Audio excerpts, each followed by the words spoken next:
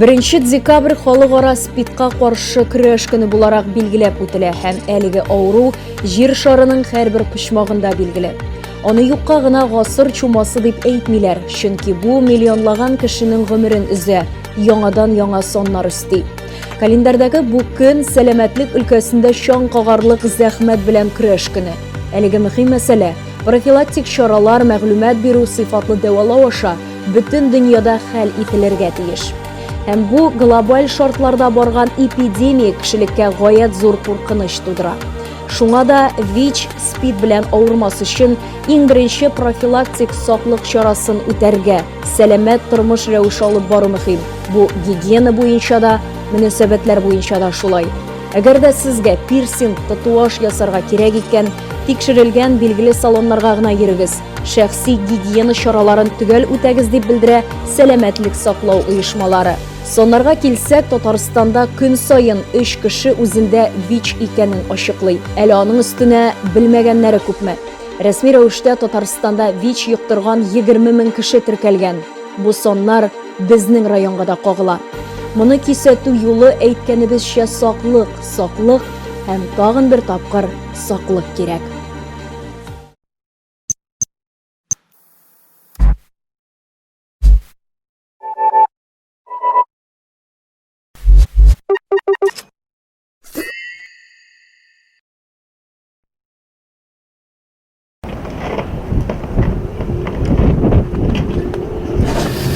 Скажите, пожалуйста, знаете ли вы, что такое ВИЧ? ВИЧ? Это ВИЧ, это инфекция? Ну, знаем. Ты знаешь? Знаю. И я знаю. Ну, конечно, знаю в общих чертах. Болезнь, наверное, какая-то. ВИЧ, конечно, знаю. Это очень опасная болезнь. Что-то с иммунной системой, по-моему, связано там. Ну, наслышано, что это вирусное инфекционное заболевание, что это очень опасно и очень страшно. Это вирус иммунодефицит человека. То есть это когда организм не может сопротивляться инфекции. ВИЧ, да, это вирус иммунодефицита. ВИЧ – это аббревиатура, которая расшифровывается как вирус иммунодефицита человека. Этот вирус вызывает заболевание ВИЧ-инфекция. Человек защищен иммунной системой, которая помогает организму бороться с вирусами и бактериями. ВИЧ разрушает иммунную систему, и человек становится беззащитен. Наступает иммунодефицит. Теперь организм не в состоянии сопротивляться инфекциям, и любая, даже незначительная болезнь может оказаться серьезной угрозой для него. Из названия становится понятно, что ВИЧ относится к инфекциям, которые живут только в организме человека. Вне организма человека ВИЧ находиться не может. Как можно заразиться ВИЧ? Через поцелуй, наверное. Неправильный образ жизни. Это самое первое. Вот. Через слюну. Ну, например, через кровь. Многие ходят в городскую баню, там можно подцепить эту болезнь. Всякая жизнь. Только при беспорядочных половых связях. Я так думаю. Также от людей можно заразиться, если какие-то царапины или что-то в этом роде. Через медикаменты, через уколы. Но бытовым путем же он тоже может передаваться. Передается по наследству только. Через зубную щетку. Наверное, вполне вероятно. Ну, через грязь, которая на производстве даже может передаваться. Существует 3 основных пути передачи ВИЧ-инфекции: половой, через кровь и от матери к ребенку. В первом случае заражение происходит при незащищенных половых контактах. При контакте кровь-кровь вирус может попасть в организм вместе с инфицированной кровью. Чаще всего такое заражение происходит при совместном использовании нестерильных шприцев, при употреблении инъекционных наркотиков, при использовании нестерильных медицинских инструментов и оборудования для нанесения татуировок и пирсинга, при попадании инфицированной крови на поврежденную кожу или слизистую, при переливании крови, непроверенной на наличие ВИЧ. Третий путь передачи от матери к ребенку. Заражение ребенка может произойти во время беременности, во время родов или в период грудного вскармливания. Но при получении необходимого профилактического лечения даже у инфицированной женщины может родиться здоровый малыш. В то же время ВИЧ не передается при бытовых контактах через слюну, слезы, пот и воздушно-капельным путем, а также через воду или пищу. Слюна может представлять опасность только в том случае, если в ней присутствует кровь, инфицированная ВИЧ. А как вы думаете, это может проблема коснуться вас или ваших близких? Вы знаете, меня это не может коснуться уже, потому что все-таки 40 лет в браке. Беспорядочные у меня половые отношения нет, в общем, это исключается. Ну, дай бог, конечно, не должно быть такого. Ну, меня, я думаю, нет, потому что ничем таким проблематичным не занимаюсь. В плане незащищенного секса и наркотиков, допустим, своих близких я полностью исключаю. Мне кажется, она может коснуться всех. Тут исключений нет никаких. Может, любого может коснуться. Мне кажется, никто не застрахован. Нас сейчас уже этому не касается, в общем-то, вот нашего возраста. Нас... Ну почему же? Ну, естественно, мы ж люди.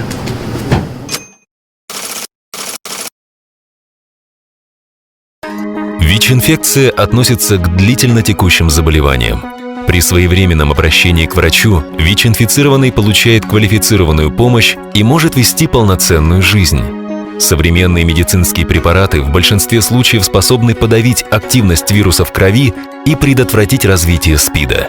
На сегодняшний день ВИЧ-инфекция приобрела хроническую форму, но если не лечить это заболевание, то исход может быть смертельным. В последнее время значительно увеличивается число новых случаев заражения среди людей после 30 лет.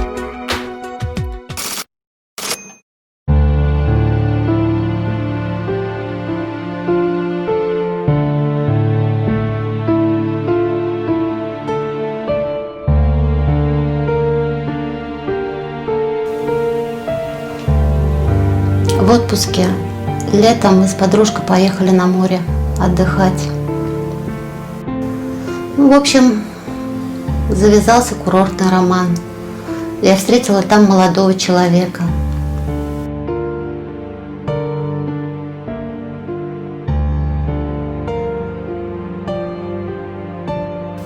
Солнце, море, все было прекрасно. О предохранении я не задумывалась.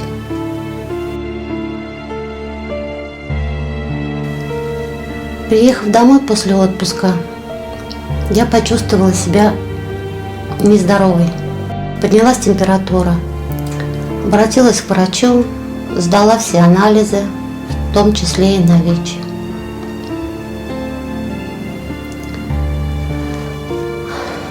Анализ на ВИЧ был положительным.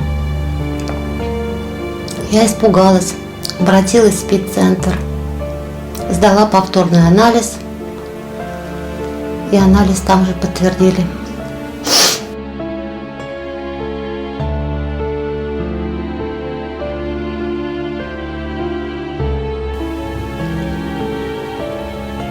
Ни друзья, ни знакомые, никто об этом не знает. Таблетки мне пока не прописывают, говорят, что все нормально. Я написала этому парню о случившемся, а он не ответил. Может, он, конечно, не специально заразил меня, но я думаю, что он, может быть, и не знал об этом сам.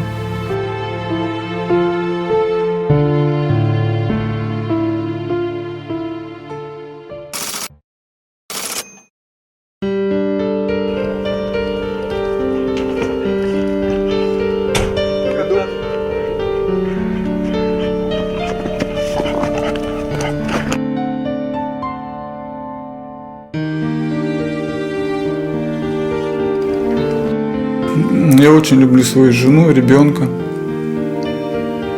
собак. Сколько живем с женой, никогда ее не изменял.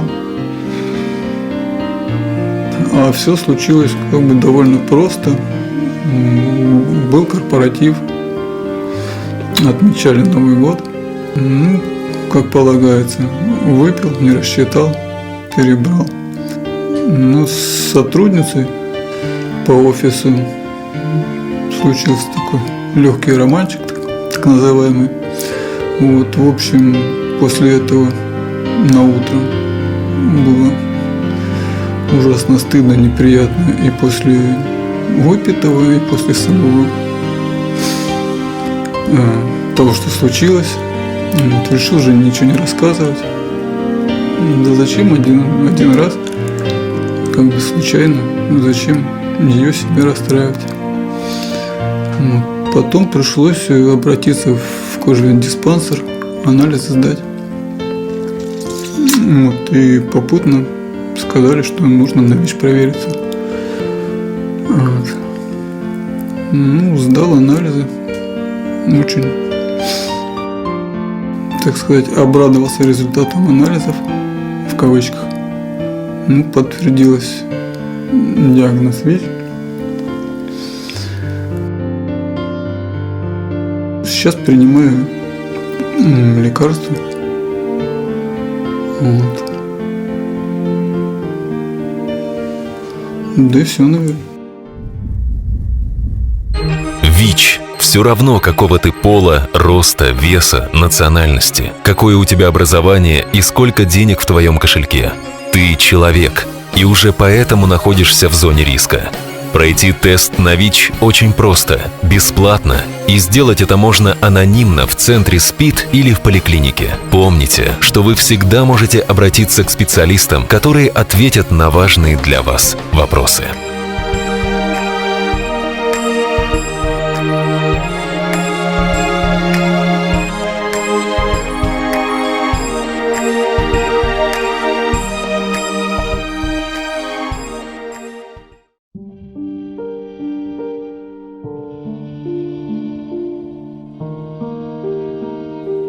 Офықта құяш байышы. Яңа күнгә сәлем биргән құяш, әнә шулай йылмайып безне төнгә озата төсле. Күз ачып йомганчы, көннәр-төннәр бер-берсен алыштырып, атналар, айлар, еллар уза. Кечкенә чакта күктә йылмайган сары шар, құяшны тотып алып, аның белән уйныйсы, шаярасы, артыннан куып йөгерәсе килә. Риназның исә үз құяшы. Аның яратып уйный торган сары тубы да нәкъ құяш төсле. Үзе дә гаиләсенең құяшыдыр ул. Сабировлар гаиләсендә төпчек, 3нче бала булып туган Риназга бүген инде 7 яшь. Табиблар аңа церебраль паралич, Веста синдромы диагнозы куйган. Бу диагноз 1 яшьтә генә күренде инде. Башта без аны белмәдек. 1 яшьтә. Bizga shu epilepsiya Vestani qo'ydilar, sirtqa chiqdi endi kelib. Biz uni boshda ishonmadik. Nechikdir, shu 1 yoshdan so'ng harakatda yo'q degandek, o'zi ko'rinadi endi. O'ynamaydi, shundan so'ng biz boshda o'tirib qoldik endi. Bu yo'g'adan постепенно, yuraversin endi bu diagnozga da bizga endi normalniy bolasiman. Biz yurandik degan, nechikdir shuay bularga tegish deb qabul etamiz endi. Якыннары ярдәме белән генә терәлеп утыра алучы Риназ моңа кадәр башын, гәүдәсен тота алмаган. Күп санлы дәвалану курслары үтеп, бераз булса да алга китешне күрә башлаганнар. 6 яшьтә безнең әзрәк алга китеш була башлады. Утырабыз, әби бабайны әйтә башлады, әтине әйтә инде. Тагын нәрсә, үзе уйнап утыра инде бала. Шундай алга китеш омтылыш бар. Һәр кергән кешене таный башладык. Башка инде сигнал бармы диләр, безнең сигнал килеп җитсә инде, бала инде тәпидә китәчәк дип безгә шулай өметләндерәләр инде безне. Язмыш белән килешкән алар. Авырлык дип кабул итмибез. Даими ярдәм дә тоябыз ди Риназның әнисе. Әти абыйлары көне буе эштә, укуда булгач, кишен аларны сагынып көтеп ала Риназ. Телевизордан барган музыкаль мультфильмнарны карап, кул чабып, сөенүен белдерә. Тотынып йөрерлек булсын дип тырышабыз инде, хотя бы йомышына тотынып йөри алса инде, безнең өчен бик куаныч инде. Менә көннәрдән бер көнне тәгәрәп киткән сары кояштай тубын үзе барып тотып алыр ул. Тотып алыр да күккә чөеп уйнар. Өмет кояшы гына сүнмәсен.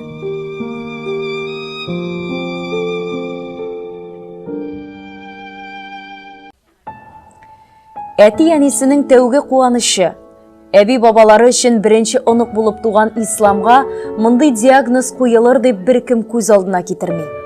Табиблар да аны бик тире бала дип сөя. Вакытында башын тотынып йөри торган арбада йөргән сабыйга диагнозны 7 ай тулгач куялар. Ауыр булды, особенно нидән интернеттан инде шул диагнозны карагачтан ДЦП бит инде ДЦПны нәрсә икән беләбез, теге пожизненный уже приговор бит инде. Шуннан вообще без не могли поверить инде в это. Но авыр булды. И менә шуннан соң башланды безнең больница юлларыбыз. 2 яшь ярымнарда мин аны үзем қолынан тотып, ул башта безнең бик озак үрмәләп йөрде. Куркадыр турып басырга. Теге координация нарушена у ребенка и курка басырга. Шайтырып қолынан тотып, ознакай буйлап, нашай жею йөртәдер. Нашайтырып йөри, шайтырып үзе йөри башлады безнең. Гараевлар озак уйлаганнан соң исламга иптәш Солтанны алып кайталар.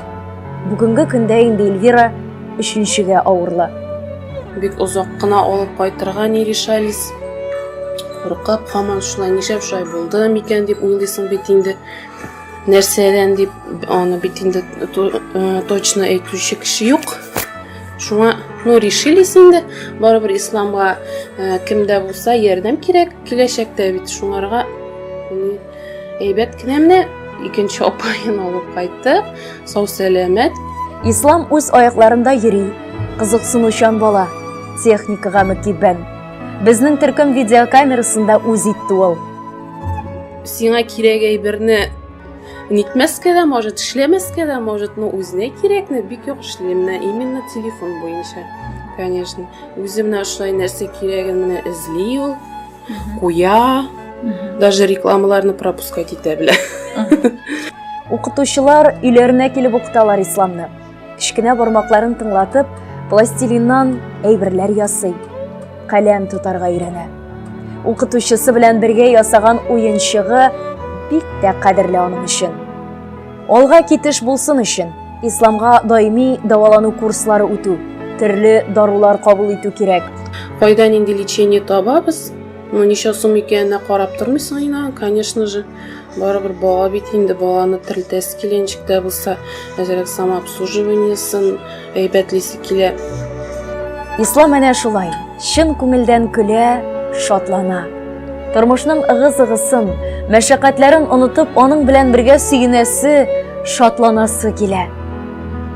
Язмыш сынавына дучар булып та, рух ныклыгын саклап кала алган гаиләләрнең берсе ул Гараевлар гаиләсе.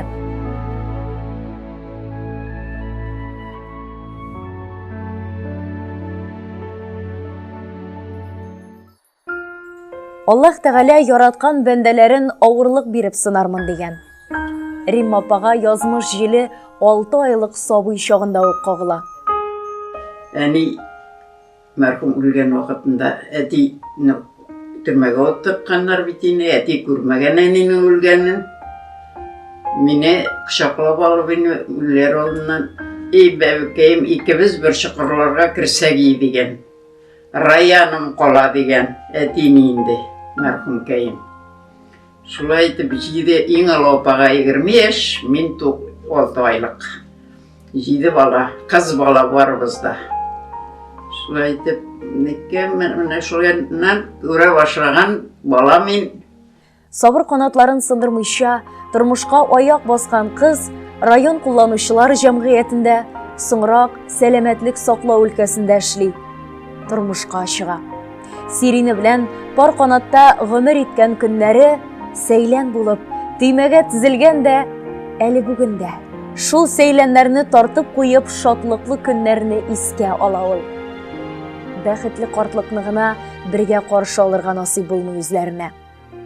Чернобыль атом электр станциясендә һәлакәтне ликвидацияләүдә дә катнашкан Сириненең вафатын эшеннән хәбәр итәләр. Әнә шул хәбәр булай да какшаган сәламәтлегенә ныграк бәрә аның. 10 ай эчендә 5 операция кичерә.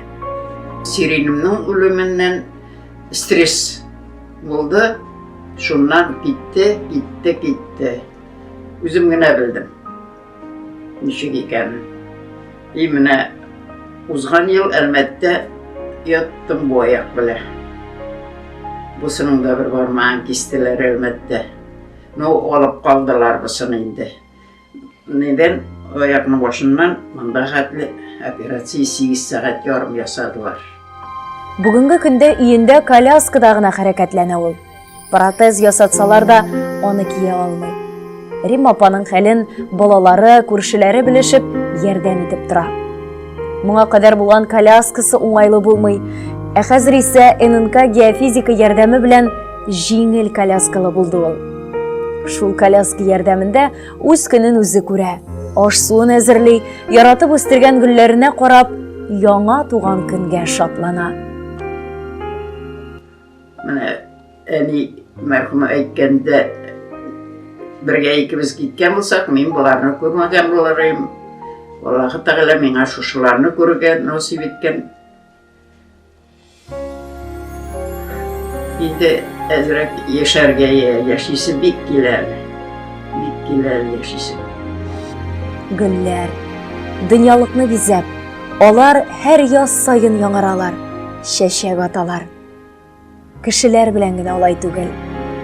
Гөл чәчәкләр җылы су тамчыларына ләззәтләнеп, кояш нурларына иркәләнеп купшыланалар. Кешегә дә бит артыгы кирәкми. Бер җылы сүз, җанны эретерлек наз җитә.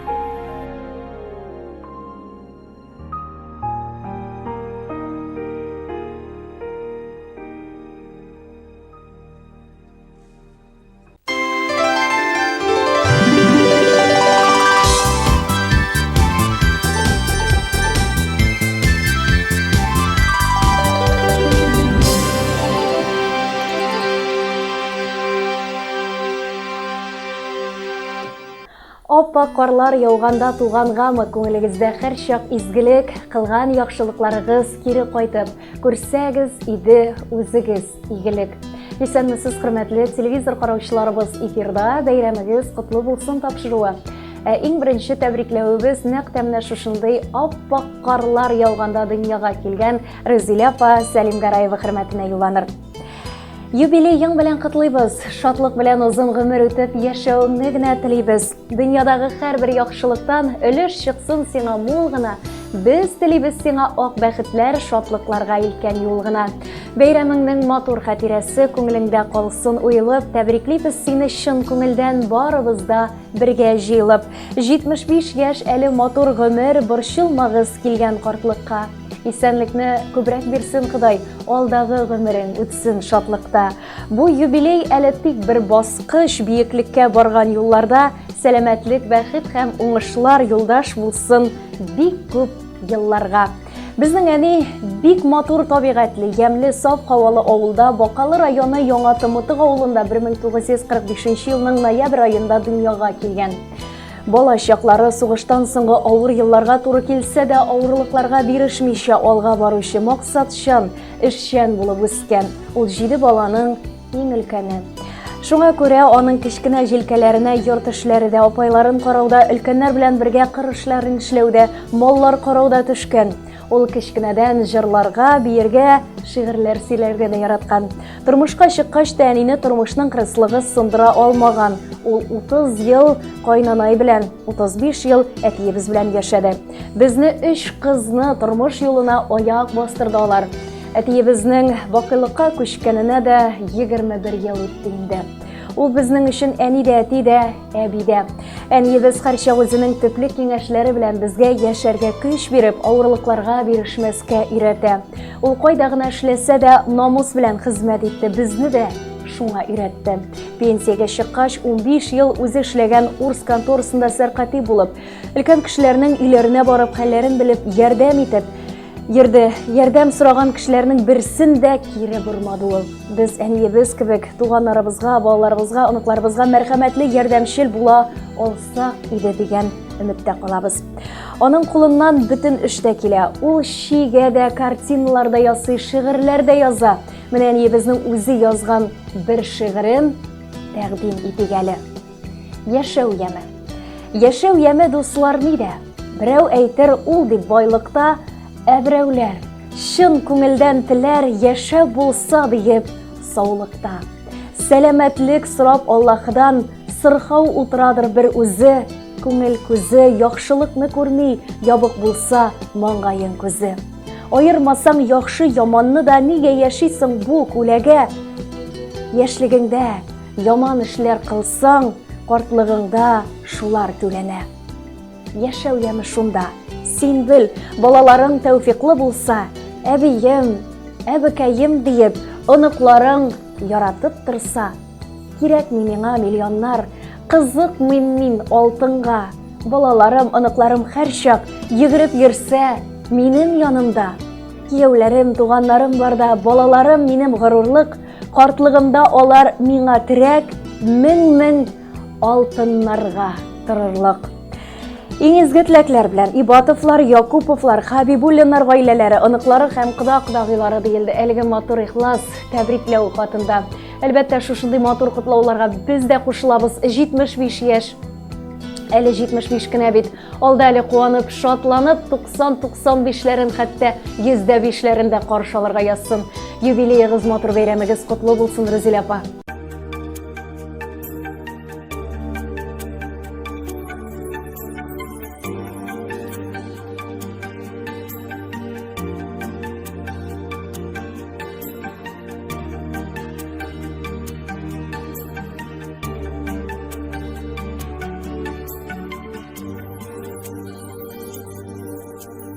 Атлап киләм урман юлы буйлап,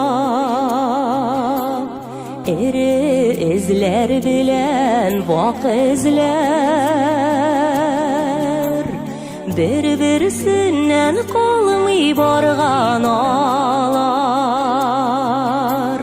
икесе дә янәш тигезләр. Урман шымылы, жылы карашыңнан күз яздырмый булан баласын. Шул булгандай үз баламны миндә гомерем буе затып барасын. Шул булгандай әни саклап яклап гомеремне затып барасын.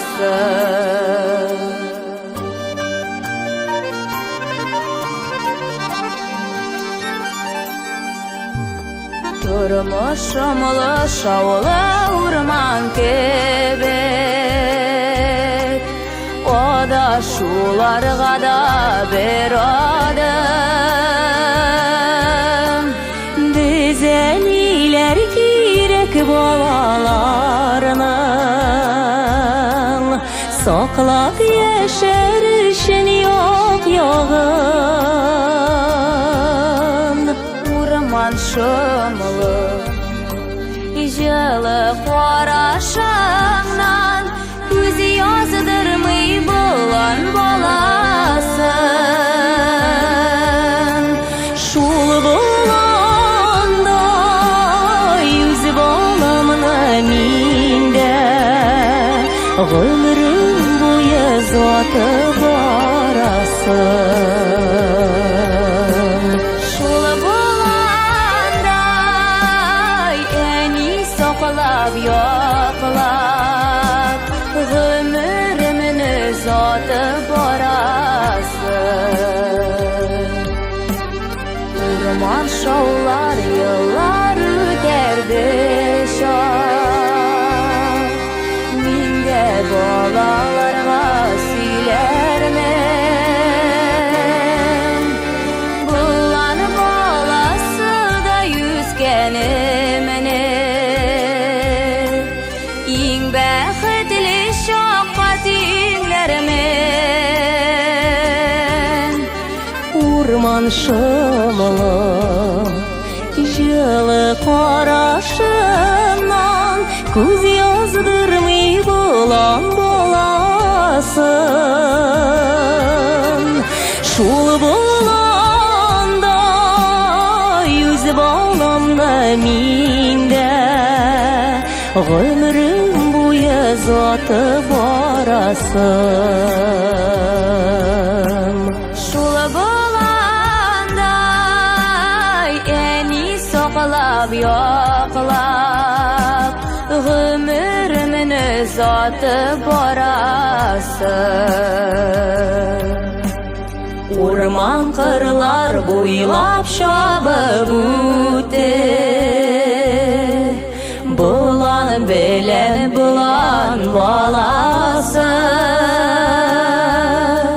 Min yoğaltmam seni qarашımdan Күзгәйемнең генә парасы Урман шылы Жылы қарашынан Күз язылырмый болам баласы Шул боланда Yüz bağlamda minde Ömrüm boyu zatı barasın Şul bulanda eni soqlab yoqlab Ömrümün zatı barasın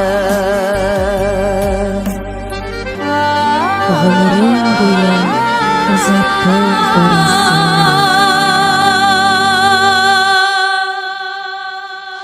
Матур бәйрәм тәбрикләүләрен дәвам итеп, экраннар янына Нәсимә апа Ярмиевны чакырабыз. Ул үзенең 65 яшен каршы ала. Аппак кышлар сиңа бүләк итсен, сәламәтлек, шатлык, сөенеч, якыннарың һәр вакыт шатландырсын. Күрмә әле кайгы киенеш. 30 ноябрь көнне яраткан әниебез Ярмиева Нәсимә Мөҗәһит кызының 65 яшьлек юбилее булып узды. Кадерле әниебез, туган көнең белән котлап, теләкләрнең бары изгесен, бары яктысын, чын күңелебездән сиңа юллыйбыз. Син безне, 3 кызыгызны тәрбияләп, пар канат астында үстердегез, укыттыгыз, итәгатьле, инсафлы һәм белемле итеп тәрбияләдегез.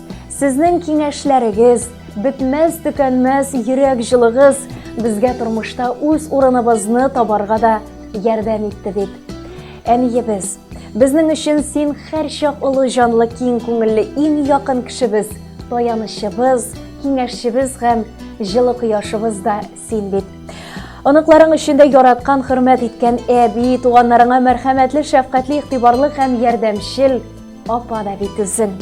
Кадерле кешебез, сиңа озын гомер, бетмәс, төкәнмәс бәхет, шатлыклар, күңел тынычлыгы, тән сихәтлеге, саулык, сәламәтлек телибез. Гел бүгенгедәй шулай көләш, йөзле, көчле рухлы, изге күңелле булып кал.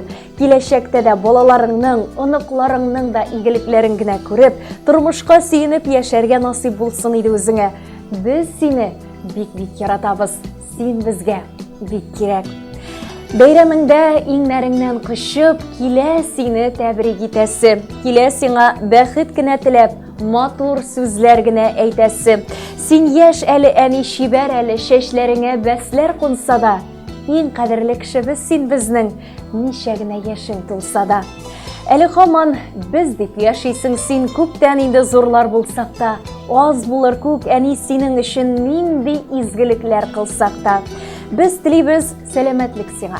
Һәр вакытта бул үз көчеңдә, сине шулай исән имин күрү, бәхет бит ул безнең өчен дә. Иң изге теләкләр белән кызларың, кияүләрең, оныкларың. Хөрмәтле Нәсимә апа, юбилейгыз котлы булсын. Бүгенгедәй шатлык чәче турсын нурлы йөзләрегез. Якын кешеләрегез сезне һәр вакыт бүгенгедәй сөендереп кенә торсын. Саулык, сәламәтлек һәм күңел тынычлыгы белән 100-гә кадәр яшәүләр язсын.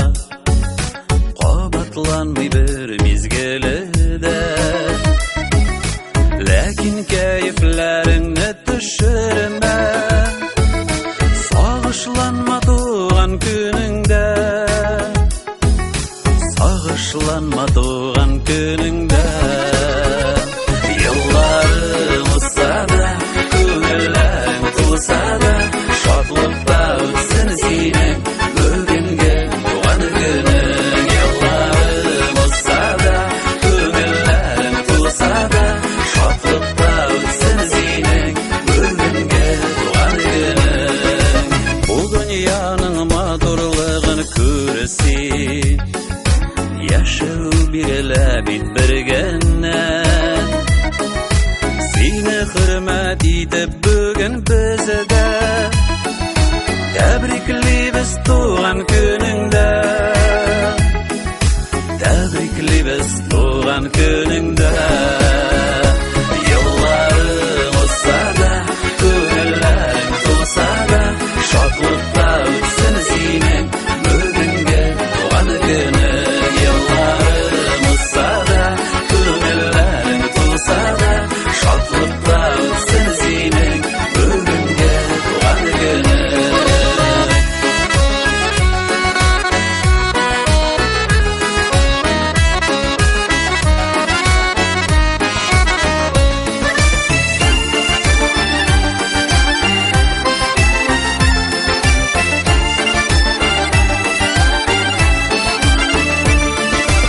Uzan yıllarını gayipləmə To'g'ri kelib borsin ko'rga Shodliqlarga ko'milib yashasin Oldag'i yo'qdi umringda Oldag'i yo'qdi umringda Yillaring o'sada ko'ngillaring to'sada shodlikda o'tsin sening bugungi tug'an kuning yo'llaring o'sada ko'ngillaring to'sada shodlikda o'tsin sening bugungi tug'an kuning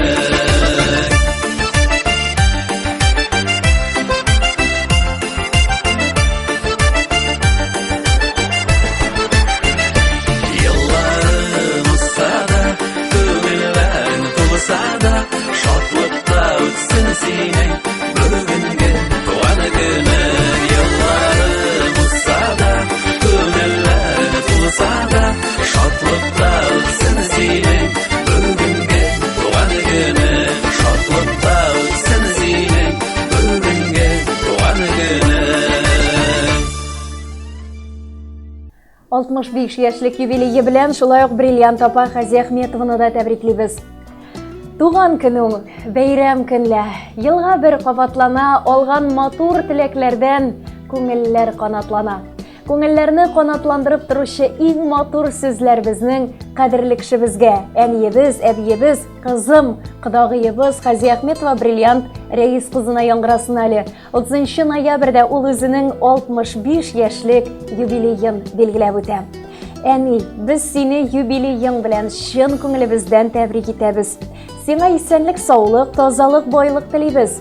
Без сиңа дөньядагы барлык яхшылыкларны гына юллап калабыз. Кайгы хәсрәтләр безнең ишекне кабат какмасын иде. Әйе, әни, син авырлыкларда, ачык кайгыларда күрдең, яраткан иреңне дә югалттың. Рәхмәт, әни. Син сынмадың, сыгылмадың. Бүгенге көндә дә син бик бәхетле әни булып барыбызны да шатландырып гомер итәсең. Син бүген әни безнең яраткан әниебез, әниеңнең яраткан кызы, 5 оныгыңның яраткан әбисе дә бит. Әни синең булуың белән без дә шиксез бәхетле бу тормышта. Әни син безгә, без сиңа терәк булып, бер-беребезгә әле кирәк булып, тагы да озак еллар бергә яшәсәк иде. Бәхетле һәм сәламәт бул, яраткан кешебез, әниебез.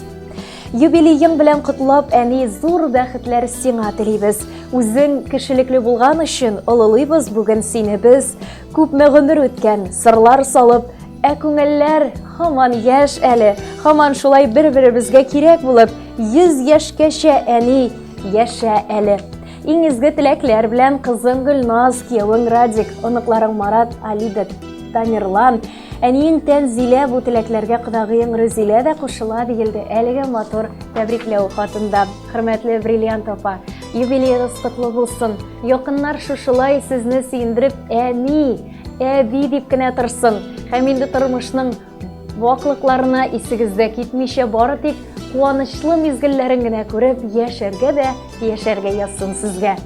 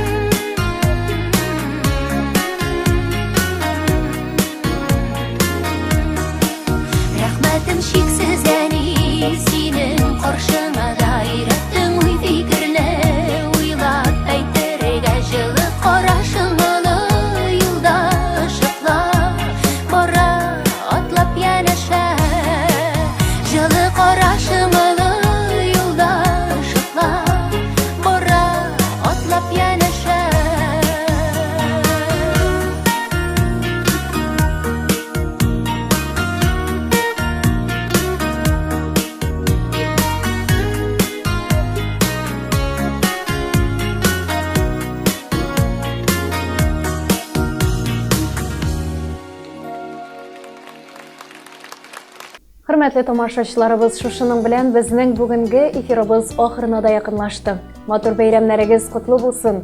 Якын кешеләрегез сезне бәйрәмнәрдә, туган көннәрдә генә түгел, һәр көн саен үзләренең назлы, җылы сүзләре белән шатландырып торсын. Сау булыгыз.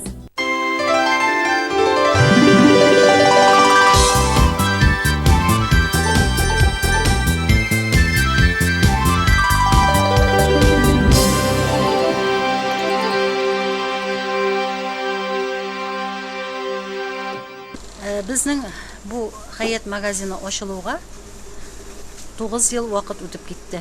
1911 елны 1 сентябрь көнне шушы магазинны ачып җибәргән идек. Безгә инде магазинны ачуда ярдәм иттеләр Җиһангир ва Фәндәри апалар. Һәм безгә юл күрсәтүчеләр Шакиров Рөстәмнәр. Алар инде әйттеләр безгә хәләл продукцияга өстенлек бирегез дип инде. Һәм без уйлаштык та, чыннан да Азнакайыбызда хәләл продукция сату бик әз. Шушы юл буенча китүгә зарланмыйбыз. Чынлап та безнең Азнакай халкы безнең саткан продукцияны ярата. Безнең кибетебезгә яратып йөриләр. Молодцы. Дөрес итеп обслуживаетеләр, бик ягымлы, товарлары әйбәт, свежий була, красиво килеп тора. Без инде бу магазинга алып киләбез үзебезнең авылда өйдә җитештерелгән продукцияны. Ул безнең сөт өсте, ремчек, катык, менә шушы продукцияләрне безнең бик яратып көтеп алалар инде. Бер бузылган әйберләре булмый, гел сораган әйберләрен алып кайталар. Молодцы кызларга рәхмәт, исән сау эшләсеннәр. Хуҗалыгыбызда, малларыбызда бик күп сыерлар асрыйбыз, кушкортлар асрыйбыз. Менә шушы сыерларның сауган сөтләрен инде бик сыйфатлы итеп алып киләбез. Чөнки безнең девизыбыз да сыйфатлы һәм очсыз продукцияны халыкка тәкъдим итү. Без менә шушы девиз буенча эшлибез инде. Көн сайын дисәң дә, 2 көнгә бер шашында кереп, әйбердән алып торабыз. Менә шушы маяк газетасында монда язылып була, пожалуйста, язылыгыз, рәхим итегез. Безнең Хаят кибетендә ул урнашкан Азнакай шәһәренең Пушкин урамы 14-нче адресы буенча оптовый база менә шушы Хаят магазинда альтернатив пункт эшләп килә. Безнең магазинга килеп язылыгыз газетага һәм маякны вакытында сыйфатлы итеп безнең кибеттән алып китегез. Рәхмәт. Новый смарт-кроссовер Cherry Tiggo 4. Готовый показать свое превосходство. Стильный, технологичный, первый. Прикоснитесь к будущему уже сегодня, открывая новые грани характера за рулем Cherry Tiggo 4. Запишитесь на тест-драйв у официального дилера Диалог Авто в городе Азнакаево. Шихудинова, 12Б, телефон 99 006. Любые ремонтно-отделочные работы в квартире, доме, офисе 24 часа в сутки. Телефон 8 939 300 92 67. Колор. Еще больше торговых площадей и, как следствие, больше строительно-ремонтных инструментов и расходных материалов к ним, электротехнических изделий и сварочных аппаратов, сухих смесей, цемента, фанеры, утеплителя. Компания «Колор» от и до в решении ваших строительно-отделочных вопросов. Наш телефон 7 70 80. Дорогие мамы и папы, вы находитесь в трепетном ожидании малыша или уже являетесь счастливым родителем? Малыш Плюс готов решить многие вопросы, связанные с этими приятными событиями. Достойный ассортимент колясок, кроваток, а также манежи, качели, стол-стульчики, автокресла, санки, велосипеды, комплекты в кроватке и на выписку, одежда для детей с рождения и старше, обувь, игрушки, электромобили, детское питание, косметика, подгузники и многое другое вряд ли останутся без вашего решения приобрести все необходимое в одном месте. Малыш Плюс. Все от А до Я для вашего малыша. Азнакаево, Ленина, 27, телефон 9 56 42. Ежедневные рейсы в Альметьевск от пассажирского агентства «Мандарин», генерального транспортного партнера ТНТ Азнакаево. Отправление из Азнакаева в 6, 6:30, 7, 8, 9, 10, 11, 13, 14, 15, 16, 17 и 18:00. Из Альметьевска в 7:30, 8, 9, 10, 11, 12, 13, 14, 15, 16, 17, 18, 19 и 19:30. Остановки: онкологическая больница, ТЦ «Панорама», ДКНФЧ, драмтеатр, главпочтамт, медсанчасть, Макдональдс, Огни, Тихоновка, Мактама. Развозим по городу и осуществляем курьерскую доставку. Магазин «Строймаркет» предлагает новую линейку товаров в своем ассортименте, а именно все необходимое для оборудования бани, банные печи, газовые горелки, дымоходы и комплектующие элементы к ним, а также деревянные изделия для отделки и оснащения внутреннего интерьера помещения бани. Традиционно мы сохраняем широкий ассортимент строительно-отделочных материалов, различных инструментов для ремонта, лакокрасочных изделий, грунтов, шпатлевок, расходных материалов для подвода воды и всего самого необходимого в хозяйстве и быту. Магазин «Строймаркет» – ваш надежный и выгодный партнер в строительстве и ремонте. Наш адрес – улица Гагарина, 2А, телефон 8 917 913 27 70.